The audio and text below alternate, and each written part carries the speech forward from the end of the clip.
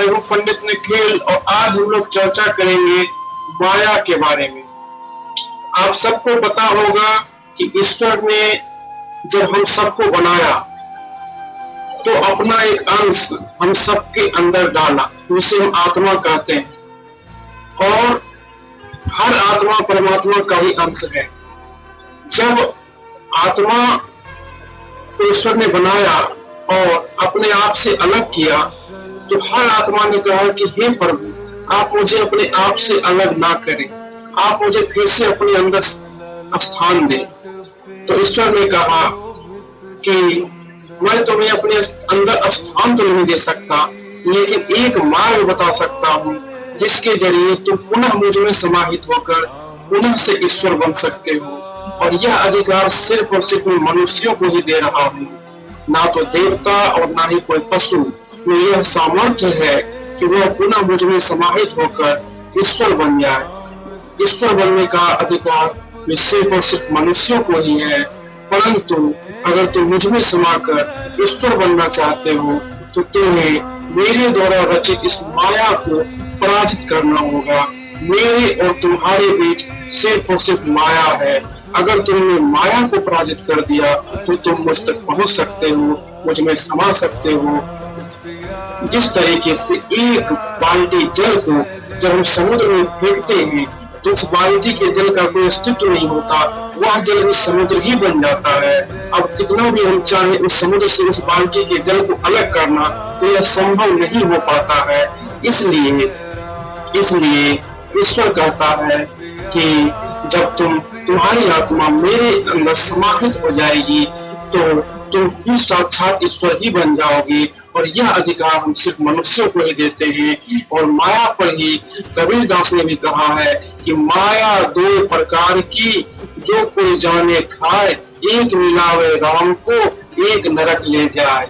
अगर ईश्वर के द्वारा रचित मायाओं में तुम फंस गए तो तुम नरक हो जाओगे, और अगर तुमने ईश्वर को ही अपनी माया मान लिया तो तुम फिर ईश्वर के पास चले जाओगे। वैसे तो ईश्वर ने बहुत सारी मायाओं का निर्माण किया है जो हमें ईश्वर तक पहुंचने से रोकती है, परंतु जो माया सबसे ज्यादा बलवान है उसमें कुल 6 माया आती है और उन 6 मायाओं में एक एक करके हम सबका वर्णन करेंगे कि किस तरीके से यह माया हमें ईश्वर तक पहुंचने से रोकती है और किस तरह हमें अपने पथ से भ्रष्ट कर देती है। उसमें जो पहला माया है वह है लोभ। लोभ का एक साधारण शब्दों में इसकी परिभाषा यह है कि अपनी मेहनत से अधिक प्राप्त करने की इच्छा रखना ही लोभ है। आपको कुछ भी पाने की इच्छा रखना कोई बुरी बात नहीं है। हमारी इच्छा है कि हम एक बहुत महंगी BMW कार में चढ़े, तो इच्छा रखना कोई बुरी बात नहीं है, परंतु उस इच्छा को पूरी करने के लिए अनैतिक तरीके से उसको पूरा करने का प्रयास करना, यह लोभ का प्रतीक है। जैसे कोई सरकारी अधिकारी है, उसे मान लीजिए कि 15,000 रुपया या 30,000 रुपया वेतन मिलता है और उसकी इच्छा है कि उसका जो बेटा है वो बहुत महंगे स्कूल में पढ़े, जहाँ हर महीने की फीस ही 15,000 रुपया है और 15,000 रुपया ही उसकी सैलरी ही है, तो वो उसको नहीं पढ़ा सकता है। लेकिन उसकी इच्छा है कि मेरा जो बेटा है वह इस स्कूल में पढ़े, तो उसके पास 2 विकल्प बचते हैं। एक तो वह घूस के रूप में अतिरिक्त रुपया कमाए और उस रुपये से अपने बेटे को वह उस महंगे स्कूल में पढ़ाए। दूसरा उसके पास विकल्प यह है, या तो उस शिक्षा को त्याग दे या फिर उस शिक्षा को पूरा करने के लिए वह मेहनत से साइड में कोई और बिजनेस कर ले या फिर कोई और कार्य कर ले। अगर वह पहला मार्ग चुनता है और अनैतिक तरीके से धन का अर्जन करके उस धन से अपने बच्चे को उस महंगे स्कूल में पढ़ाता है, तो जब बुढ़ापे का समय आएगा तो वही बच्चा उसे इतने कष्ट देगा कि वह बार बार पछताएगा, इस बच्चे को मैंने क्यों पढ़ाया। अनैतिक तरीके से जब हम कोई भी चीज को अर्जित करते हैं या अर्जित करने का प्रयास करते हैं तो वही लोभ कहलाता है, और यह लोभ हमें अपने पथ से भ्रष्ट कर देता है और हमें ईश्वर तक पहुंचने से रोक देता है। इस लोभ को पराजित करने का एक ही मार्ग है और वह है संतोष। हम जितना अपनी मेहनत के बदौलत हासिल कर सकते हैं, हमें उतना हासिल करना चाहिए। और जिस चीज को हम हासिल नहीं कर सकते हैं वहां हमें संतोष करना चाहिए। संतोष के अतिरिक्त लोभ को पराजित करने का दूसरा कोई मार्ग नहीं है। ये ताकतवर माया है, वह है मोह। जब हम जन्म लेते हैं तो हमें सबसे पहले अपनी माँ से मोह होता है, अपने पिता से मोह होता है, आगे चल के हमें अपने भाई और बहनों से मोह होता है, फिर पत्नी से मोह होता है, फिर बच्चों से मोह होता है। और परंतु हमें यह ध्यान रखना चाहिए कि यह इस दुनिया में हम अकेले आए हैं और एक दिन हम अकेले ही जाएंगे।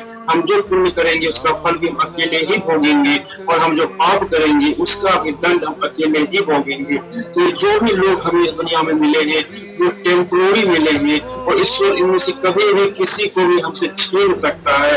इसलिए इनसे प्रेम करें, पत्नी से प्रेम करें, माँ से प्रेम करें, पिता से प्रेम करें, बच्चों से प्रेम करें, लेकिन मोह ना करें। प्रेम और मोह में बड़ा अंतर है। प्रेम का मतलब होता है उनको सानिध्य देना, उन्हें दुलार प्यार देना, परंतु मोह का मतलब होता है कि उनमें आसक्त हो जाना, उनके बिना रह पाना आपके लिए असंभव हो जाना। तो इस तरह की परिस्थिति आप अपने लिए पैदा कर देते हो तो भगवान न करे तो ईश्वर आपसे आपके किसी प्रियजन को छीन लेता है तो आप हाहाकार करके रोते हो, आप अपने आप को संभाल नहीं पाते हो। परंतु अगर आप यह सोचोगे कि इस दुनिया में हम अकेले आए हैं और एक दिन हमें अकेले जाना है और जो भी हमारे पास है वो कुछ समय के लिए हमारे पास है और ये सब ईश्वर की कृपा से हमारे पास है। किसी भी दिन, किसी भी क्षण, किसी भी पल हमारे किसी भी प्रियजन को ईश्वर हमसे छीन सकता है। इसलिए हमें कृपा करके इन सबों के प्रति अपनी जिम्मेदारियों का निर्वहन करना है, इनसे प्रेम करना है, परंतु अपने किसी भी परिवारजन से, मित्रगण से अत्यधिक मोह नहीं करना है। तो मोह का एक ही विकल्प है कि हमें अपने आप को एक मनुष्य के रूप में नहीं बल्कि आत्मा के रूप में पहचानना होगा, तभी जाके हम इस मोह रूपी माया से छूट पाएंगे। क्रोध का जो जन्म होता है वह जन्म होता है अपेक्षा से। अपेक्षा ही क्रोध का कारण है। हम जब किसी से अपेक्षा रखते हैं तभी और उस अपेक्षा को पूर्ण नहीं कर पाता है तो हमें उस पर क्रोध आता है। हमें अपनी पत्नी से भी इच्छा होती है कि वह हमें परमेश्वर की तरह पूजेगी, अपनी माँ से हमारी इच्छा होती है वो हमें हमेशा प्रेम और दुलार करेगी, हमारे पिता से हमारी अपेक्षा होती है कि हमारी हर जरूरतों को पूरा करेगा। और इन अपेक्षाओं को जब कोई पूरा नहीं करता है तो हमें क्रोध आता है। यहाँ पुनः आपको उसी बात को ध्यान रखना है जो बात को हमने आपको मोह में बताया था कि आपको अपने आप को पहचानना होगा कि आप सिर्फ एक आत्मा हो जो ईश्वर की कृपा से यहाँ अकेले आए हो और एक दिन आपको अकेले ही जाना है। आपके द्वारा किया गया कोई भी पाप सिर्फ आपको ही दंड देगा और आपके द्वारा अर्जित कोई भी पुण्य सिर्फ आपको ही पुण्य देगा। आप अकेले आए हो और अकेले ही जब जाना है तो जो भी लोग आपके पास मिलेंगे वो तो ईश्वर का प्रसाद है। वो आपके लिए जो भी कर देते हैं वो आपके लिए अतिरिक्त है। आप अपने बदौलत आपको जीना है। आपके माँ, आपके पिता, आपकी पत्नी, आपके बच्चे अगर आपके लिए कुछ भी करते हैं तो वो आपके लिए अतिरिक्त है। उससे उस पर अपना अधिकार न जताएं बल्कि वो जो भी देते हैं उसे प्रसाद समझकर ग्रहण करें। और जब आप लोगों से अपेक्षा रखना छोड़ दोगे तब आपको लोगों पर क्रोध आना अपने आप बंद हो जाएगा। इसलिए ईश्वर की कृपा से आप किसी से भी, अपने चाहे परिवारजन हो, मित्रगण हो, किसी से भी अत्यधिक अपेक्षा न रखें। ईर्ष्या भी एक बहुत ही ताकतवर माया है और ईर्ष्या से हम सब ग्रसित होते हैं। जब भी हम अपने किसी परिवारजन को, मित्रगण को कुछ देखते हैं कि उसके पास हमसे अधिक है, चाहे धन, चाहे प्रेम, चाहे सौंदर्य, चाहे कोई भी चीज, तो हम उससे ईर्ष्या करने लगते कि मेरे पास क्यों नहीं है। तो जब भी आपके मन में ईर्ष्या का भाव आए तब आप एक चीज सोचना हमेशा कि कर्म का जो सिद्धांत है वो यह है कि हर व्यक्ति अपने किए हुए पुण्य का फल भोगता है और अपने किए हुए पाप का दंड भोगता है। आपका पुण्य ईश्वर छीन के किसी और को नहीं दे सकता और आपका पाप भी ईश्वर छीन के किसी और को नहीं दे सकता और किसी और का पाप छीन के वो आपको नहीं दे सकता। कहने का तात्पर्य है कोई अगर धनी है, किसी के पास अगर सब कुछ है तो वो उसके द्वारा अर्जित पुण्यों का फल है। अगर आप दुखी हो, आपको पीड़ा है तो आपके द्वारा अर्जित पाप का दंड है। आपके पाप का दंड आपका मित्र नहीं भोग सकता और उसके पुण्य का फल आप नहीं भोग सकते। इसलिए उससे ईर्ष्या करने का क्या मतलब। ईश्वर किसी का हिस्सा काट कर किसी दूसरे को नहीं देता। हर व्यक्ति अपने अपने हिस्से के पुण्य और पाप कर्मों का फल भोगता है। इसलिए किसी से ईर्ष्या करने का कोई मतलब नहीं है। अगर आपको भी वह सब कुछ चाहिए जो आपके मित्र के पास है, तो आपको भी उतना ही पुण्य करना पड़ेगा और उन सारी चीजों को अर्जित करना पड़ेगा। लेकिन आपके ईर्ष्या करने से वह चीज आपको प्राप्त नहीं होगी, बल्कि वह आपको पाप के दलदल में फंसा देगी और आप धीरे धीरे ईश्वर से और दूर होते चले जाओगे। अगली माया है काम। काम कोई बुरी चीज नहीं है। अगर काम कोई बुरी चीज होती तो ईश्वर ने काम देवता नहीं बनाया होता। आपको पता होगा कि सनातन धर्म में काम देवता का वर्णन है। काम से ही संतान की उत्पत्ति होती है और संतान से ही सृष्टि का संचालन होता है। इसलिए काम कोई बुरी चीज नहीं है, लेकिन काम बुरी तब हो जाती है, काम एक माया का रूप तब ले लेती है जब यह काम अपनी मर्यादाओं का उल्लंघन कर देती है। शास्त्रों में कहा गया है, जिसमें काम का वासना का उद्देश्य संतान की उत्पत्ति हो, वह काम तो साक्षात पवित्र गंगा के समान है। लेकिन जब काम का उद्देश्य सिर्फ और सिर्फ दैहिक सुख भोगना हो, तो वह माया के रूप में परिवर्तित होकर और आपको डस लेती है। इसलिए काम को मर्यादा के अंतर्गत रख के करो तो यह काम कोई बुरी चीज नहीं है। लेकिन जब काम को आप मर्यादाहीन होकर करने लगते हो, तब जाकर यह काम आपको दंड देता है, आपको पथभ्रष्ट करता है और आपको ईश्वर से दूर कर देता है। और अगली जो माया, यह सबसे ताकतवर माया, सबसे ताकतवर माया वह है अहंकार। मनुष्य को जब भी कुछ प्राप्त हो जाता है, कुछ रुपया, कुछ पद, कुछ सौंदर्य, तो वह अहंकार में चूर हो जाता है और अहंकार में चूर होकर वह ईश्वर को भी भूल जाता है और दूसरे को नीचा दिखाने लगता है और यह अहंकार उसे पथभ्रष्ट कर देता है। बड़े बड़े ऋषि मुनि भी काम पर विजय प्राप्त कर सकते हैं, परंतु अहंकार पर विजय प्राप्त करने के लिए ऋषि मुनियों को भी अत्यधिक परिश्रम करना पड़ता है। कई सारे साधु संत महात्मा इस संसार में भी जिन्होंने काम पर विजय प्राप्त कर लिया है, परंतु इन लोगों ने भी अहंकार पर विजय प्राप्त नहीं किया है।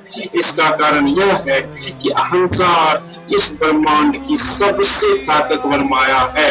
किसी व्यक्ति के पास थोड़ा सा धन क्या आ गया, थोड़ा सा पद क्या आ गया, थोड़ी सी प्रतिष्ठा क्या आ गई, थोड़ा सा सौंदर्य क्या आ गया, वह अपने आप को अत्यंत अहंकार के दलदल में फंसा लेता है। उस मूर्ख को यह नहीं पता होता है कि यह संपूर्ण पृथ्वी का ही अस्तित्व इस ब्रह्मांड में एक बिंदु मात्र है। जब आप मंगल ग्रह से जाके पृथ्वी को देखो तो पृथ्वी आपको एक बिंदु मात्र नजर आएगी। इस पूरे ब्रह्मांड में एक बिंदु मात्र पृथ्वी पर आप रहते हो। उसके छोटे से क्षेत्र में अगर आप कभी MP MLA बन जाते हो या कोई थोड़ा सा धन कमा लेते हो, तो आपको लगता है कि हम तो बहुत बड़े व्यक्ति बन गए, जबकि वास्तविकता में इस ब्रह्मांड में आपकी औकात एक कीड़े से अधिक कुछ नहीं है। यह अथाह ब्रह्मांड है। इस अथाह ब्रह्मांड में आप एक बिंदु मात्र पृथ्वी पर रेंगने वाले कीड़े से अत्यधिक कुछ नहीं हो, परंतु यह अहंकार बड़े बड़े ऋषि मुनि महात्माओं तक को नहीं छोड़ता। तो मनुष्य को इस पर विजय प्राप्त करना काफी कठिन होता है और मनुष्य इस पर विजय प्राप्त सिर्फ एक ही तरीके से कर सकते हैं, वह है भगवत का नाम जपना, ईश्वर का नाम जपना। जब ईश्वर के नाम जपने के अतिरिक्त अहंकार पर विजय प्राप्त करने का दूसरा कोई विकल्प नहीं है। अगर आप अहंकार पर विजय प्राप्त करना चाहते हो तो आपको ईश्वर की शरण में जाना ही होगा। ईश्वर ही आपको अहंकार से मुक्त कर सकता है। आप खुद से चाहोगे कि हम अहंकार से मुक्त हो जाएं, तो यह संभव नहीं है। अहंकार एक बेहद ही बलवान माया है। जब आप ईश्वर की शरण में जाओगे और ईश्वर को कहोगे कि हे प्रभु, मैं छोटी छोटी सफलताओं में, छोटी छोटी उपलब्धियों में ही अहंकार से ग्रसित हो जाता हूँ, आप मेरे अहंकार का नाश करें। तब ईश्वर आपको दिखाएंगे कि वो किस तरीके से आपका अहंकार का नाश करते हैं। आपको हर उस चीज पर जिस पर आपको अहंकार होगा, पहले ईश्वर उस चीज को छीन लेगा। अगर आपको धन पर अहंकार है तो ईश्वर आपसे सारे धन छीन लेगा, आपको निर्धन बना देगा।